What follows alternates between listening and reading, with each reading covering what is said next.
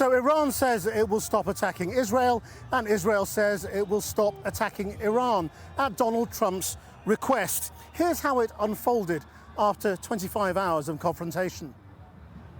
Iran began launching waves of missiles towards Israel overnight in response to those Israeli strikes on Beirut on Sunday. The initial target was Ramat David Air Base, considered by Tehran as crucial to Israel's war with Hezbollah. Iran's Revolutionary Guard said it also targeted 2 air bases further south. While Israel's defense system was largely effective, homes were damaged in this Israeli settlement in the north of the occupied West Bank. Israel has fired back, with loud blasts heard in Tehran, Isfahan and Tabriz. This petrochemical facility in Mashhad to Iran's southwest was also hit. Yemen's Iranian-backed Houthis also fired on Israel, and they've threatened Israeli vessels in the Red Sea, which could have a huge impact on another crucial shipping lane for global trade. In a moment, I'll be speaking to our international editor, Lindsay Hilsum, in Beirut, and our US editor, Anushka Astana, in Washington. But first, with a full roundup of the day's events, here's our foreign affairs correspondent, Porrick O'Brien. Donald Trump continues to insist we're on the brink of peace. The view from Iran last night looked like the edge of a return to war. Regime supporters in Iran cheered as some of at least 20 ballistic missiles flew overhead, launched at Israel. They were either intercepted or hit open areas with no casualties. But this was the first direct Iranian missile attack on Israel in almost 2 months. Then this morning, Iran-backed Houthis in Yemen came out of the ceasefire woodwork, fired 2 ballistic missiles at Israel. Neither reached their targets. Then, with echoes of their previous attacks on the Red Sea, declared a blockade on Israeli ships there, although most shipping traffic already avoids this area. All of this retaliation for Israeli strikes on Hezbollah-linked targets in Beirut over the weekend. Trump reportedly told Netanyahu not to do it. He did, although unlikely to have happened without US knowledge, something the Iranians were at pains to point out today. America has direct responsibility in any action that the Zionist regime carries out in relation to the violation of regional peace and security against Iran. Israel responded to the missile launches by carrying out airstrikes of their own on targets in central and western Iran. Overnight, the Israeli Air Force hit 9 Iranian air defense systems and a petrochemical complex. Donald Trump took to social media at just after 5:30 in the morning US. Israel and Iran must immediately stop shooting, he wrote. Then about an hour later posted, both sides are looking to do an immediate ceasefire. Final negotiations on peace are proceeding subject to ignorance or stupidity getting in its way. He went on to state for the umpteenth time that peace was almost upon us and that, quote, things should move quickly. This afternoon, the Iranians announced the end of the tit-for-tat for now, but warned of more to come if the Israelis hit Lebanon again. Missiles deliver messages as well as payloads. So what does the last 48 hours tell us about this shaky ceasefire? Iran wants the US and Israel to know that for them an attack on Beirut is tantamount to an attack on Tehran, and that any durable ceasefire must include Lebanon as well. For years, Hezbollah was the proxy of Iran. It was built in order to protect Tehran from Israel. Now Iran protects Hezbollah from Israel's grip. If they do not protect Hezbollah, they are isolated, they are alone, and they are doomed to fail. The last 24 hours was also about Iran showing willing to escalate quickly if there's no movement on the things that are important to them in ceasefire negotiations, like the unfreezing of Iranian assets, for example. At the weekend, Trump was asked about this. Would you unfreeze any Iranian assets or lift any sanctions up front as a part of any deal? So that would come after. Comes after, yeah. If they behave, turned if they over do a their good job, we nuclear start enrichment. talking, yeah. As the interview went on, things started to deteriorate. The president eventually stormed out. You want to straighten out your press. Tehran negotiators will look at episodes like this Traveled all the way to and interpret them as signs of weakness and petulance. Now, while Israel says it's stopping attacks here in Iran, it will continue to fight in southern Lebanon if it is attacked by Hezbollah. And the IDF has confirmed that that will continue. Now, that is something Iran considers a breach of the ceasefire. So what precisely will happen in that event is still uncertain. 12 people were killed in Israeli strikes in Lebanon today. And since March, since the beginning of this conflict, around 3,500 people have lost their lives in Lebanon alone. Our international editor, Lindsay Hilson, reports from Beirut. Clearing up after yesterday's strikes on Beirut that reignited the wider war. Iran says if Israel targets the Lebanese capital again, it will, as it did today, retaliate directly. The cockpit footage. The Lebanese government says that since the supposed ceasefire on April the 16th, Israel has carried out 3,491 airstrikes on Lebanon. They didn't stop in the south, hitting Tyre again today.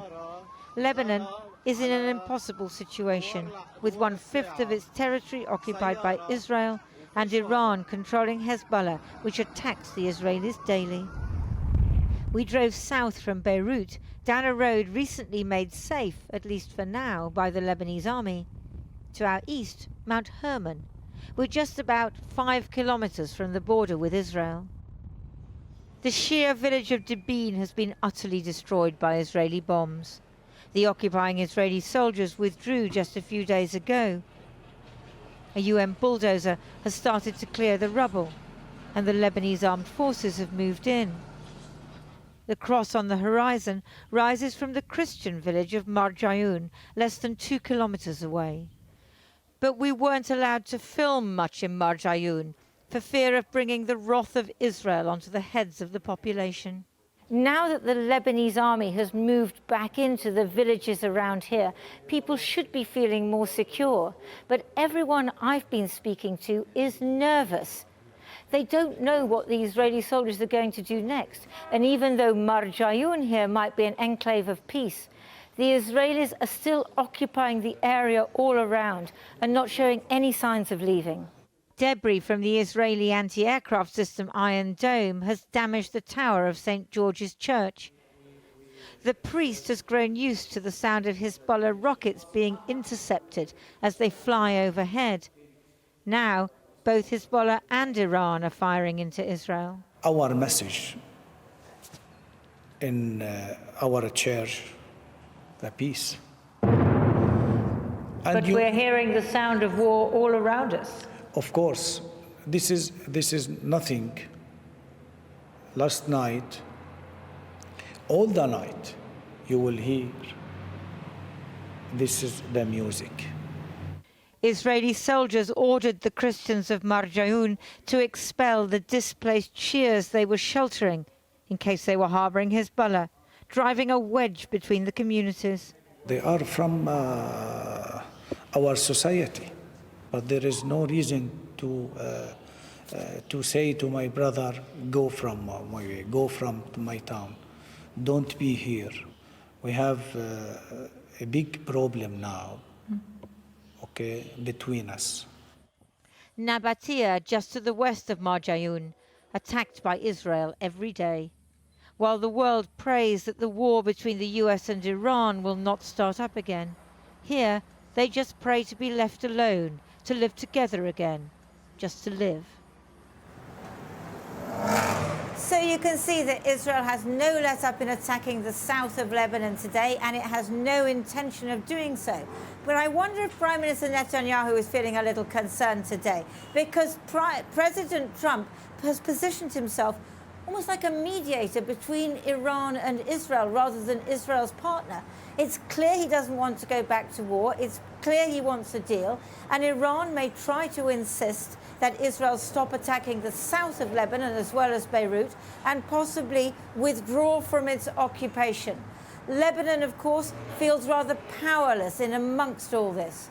Earlier today, I sat down with the Lebanese Justice Minister, Adel Nasser, and I asked him how the events of the last 36 hours where they have left Lebanon. Today we are paying the price of the disproportionate reaction of Israel and the interference of Iran and the use by Iran of Lebanon as a military base for itself. We are facing all of them. We are a small country and we are facing major powers because both of them have military means that Lebanon doesn't have. What do you want the Americans to do? The Americans today are helping or supporting the negotiations of Washington, the direct negotiations that are being conducted.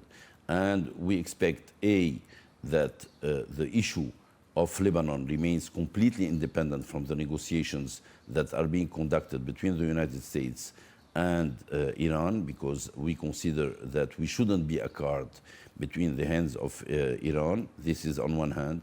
On the other hand, to support Lebanon, to bring Israel to another attitude regarding the situation in Lebanon.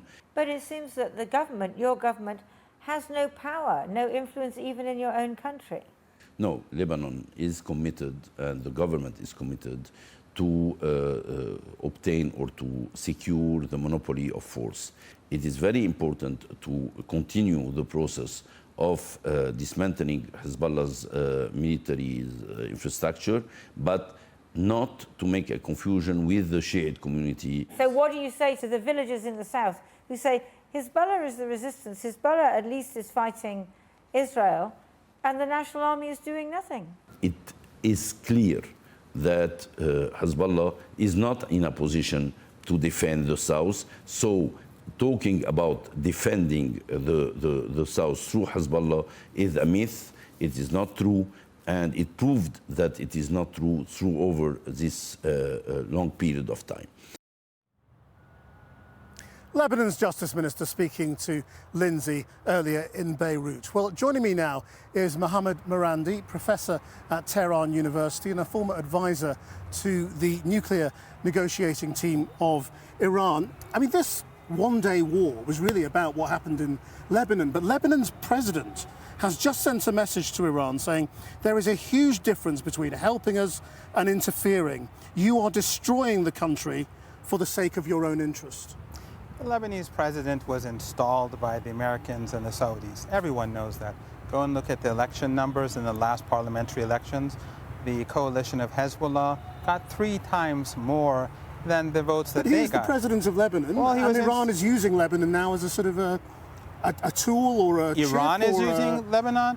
Iran has made sacrifices for Lebanon. We risked war for Lebanon. They fired missiles at our city today, this morning. You were here. We did that for the Lebanese people. So where does that leave Iran in terms of its position? I mean, has Beirut become the red line that you think if Beirut is attacked, Iran will attack Israel? Look, let me first say something very clear to you. The Americans overthrew the Syrian government, installed Al-Qaeda. Al-Qaeda is helping the... Not quite. Wait, just one moment. Let's not go down that road. Yeah, no. I'm just telling you what's going on in Lebanon. So to the east, they've blocked the route for Hezbollah to get support. The president of Lebanon that you're speaking of and the prime minister, they're preventing the Lebanese refugees from going to different neighborhoods in the country, different parts of the country. In other words, they're not allowed to move inside their own country. Why? Because they despise them and because they're with the Americans. And then the Israelis are pounding them from the south. So the Iranians see that the Lebanese government is conspiring with foreign powers. The people of Lebanon, the people in the south are surrounded. So the Iranians did the humanitarian and just and courageous thing by threatening the Israeli regime, because the Israeli regime said they want to flatten Beirut. I see the argument, but I mean, at the end of this 24 hours, where are we in terms of, Iran's red lines? Has it established now that Israel cannot attack anywhere outside the south, but that it will tolerate that war in the south going on as it has today? Well, when Iran said it would stop attacking. Well, the Iranians have made they've said something in the military today have said something about the south, so they've left that vague. So in future, the Israeli regime, if they carry out atrocities in the south, I think that the Iranians are going to strike them again. But if they do touch Beirut, have no doubt that the Iranians will pound the Israeli regime. At the end of the day, the Iranians have said, and this is something that the Iranians and the Americans negotiated, at least through messages, and they almost got there, but Trump keeps backing off. A ceasefire in Lebanon, the normalization of travel through the Strait of Hormuz, the return of Iranian stolen assets, and the removal of the siege on Iranian ports. You know it's a starvation siege. They're preventing food from getting in, they're preventing medicine from getting in, they're preventing supplies from getting in. So do you think Trump is the obstacle to a deal? You know, that he just needs to say yes, and he's not saying yes? You know, Joe Kent, when he resigned from counter-terrorism, and he was appointed by Trump, he said that this war is not because of Iran's nuclear program. Iran is not building a nuclear weapon. He said Iran is not a threat to the United States. He said, and this was at the beginning of the war, that this is about the Israeli lobby, the Israeli regime and the Zionist lobby. The Zionists are the ones who are putting pressure on him, and they're the ones who are wrecking the global economy. Otherwise, we wouldn't have had war in the first place. And after the 39 days of war where we defeated the United States, in the ceasefire, we would have had normalization of trade, and the situation today wouldn't be what it is. I was out today talking to just ordinary people on the street. They were so fed up at the thought that war was going to return. They really were annoyed about the economic damage it's causing. And, you know, are you sure this country has the same patience at street level that you and the people in the government have? You mean people on the streets of Tehran actually express their opinions? Yeah. Oh, and they told us they'd had enough. That's not what I hear in Western media. I hear that we're gunning them down on the streets every day. No, the people in Iran, they're fed up. They always say they're fed up because they have the right to say it. And that's what Iranian society is like, and we're proud of that. But we're in a state of war, and it is tough. But the Iranians know that this is a war for the country's survival. It's a war of choice for the Americans. For us, it's a war of survival, because we know that if we back down, the Americans are not going to be fair with us. They're going to carry out further aggression. Mohammad Marandi, thank you very much indeed. Well, where does this leave the US in these fragile peace negotiations? Joining me from Washington, our US editor, Anushka Astana. Anushka. You know, it is a sign of the crazy world we live in right now that after Iran sent those missiles towards Israel, the first thing that Donald Trump seemed to do was take a call from journalists, including Axios's Barak Ravid, and told him really consequential things. You know, the idea that he would tell Netanyahu not to retaliate. So speaking to Ravid before speaking to Netanyahu, Ravid was back to tell us what he actually said to the Israeli Prime Minister once that call happened, suggesting that he said, Bibi, you better be careful because you could soon find yourself facing Iran alone. So a very tough phone call. Now, we know Israel did respond, but very quickly, Trump was telling us that they were going to stop firing, that there was going to be a ceasefire again, and clearly showing that he still has massive influence when it comes to Israel. But what I do think this underlines is that after starting this war with Israel, the two have had diverging motivations. Benjamin Netanyahu always wanted to see this through militarily. Meanwhile, Iran have more cards than they originally perhaps thought that they did. And so they're holding out when it comes to actually getting to a deal, which is why Donald Trump finds himself, as one of his former advisors put it to me last week, between a rock and a hard place. So a lot going on, but Donald Trump isn't even at the White House. No. We are here, but Donald Trump is not. He woke up this morning at his golf club in Bedminster. Now, to be fair, he then had executive time where I'm sure they talked about this. I'm all for flexible working, but this is a president who told us he had to miss his own son's wedding because he needed to be in Washington, D.C. over a weekend because of what was happening in the Middle East. Today, he's missing being in D.C. because he's going to a Knicks basketball game in New York, an important game, I will say that. And also behind me, he has erected a UFC stadium for a sporting event this Sunday. Someone said to me he likes to use sports to try to boost his popularity in the face of an unpopular war. Well, a big moment coming this week, the most ultimate sporting event of all, the World Cup, and that is why Donald Trump does not want this ceasefire to break again. Anushka Astana in Washington. Well, joining me now from Massachusetts is Ambassador Wendy Sherman, who was Deputy US Secretary of State under President Biden and lead negotiator for the 2015 Iran nuclear deal. Thank you for joining us. I mean, Donald Trump said while missiles were flying between Iran and Israel that he calls the shots. Is that what it looked like to you? Well, I think that's somewhat questionable. I do wish the president, quite frankly, would stop trying to negotiate in public and have some private conversations. As you know, and I'm sure the reporters love it, anybody can pick up the phone and call him, and he often answers and then tries to send messages publicly. Clearly, he and the Prime Minister of Israel came to an agreement where the Prime Minister did take some retaliatory action against Iran, but at the same time has stood down, as the president hoped he would, in hopes that, in fact, the president's efforts at negotiations can move forward. I think the hard part here is that the president is, as Anushka said, between a rock and a hard place. There is a way for him to get out of this mess, to put the energy markets back where they belong, to actually get to a nuclear negotiation. But so far, he's not willing to pay the price to do that. I mean, the only thing he has said really about the nuclear negotiations in his interviews at the weekend was that Iran had agreed that it wouldn't have a nuclear weapon. Well, that's what it always said. So, I mean, it hasn't agreed to anything new, has it?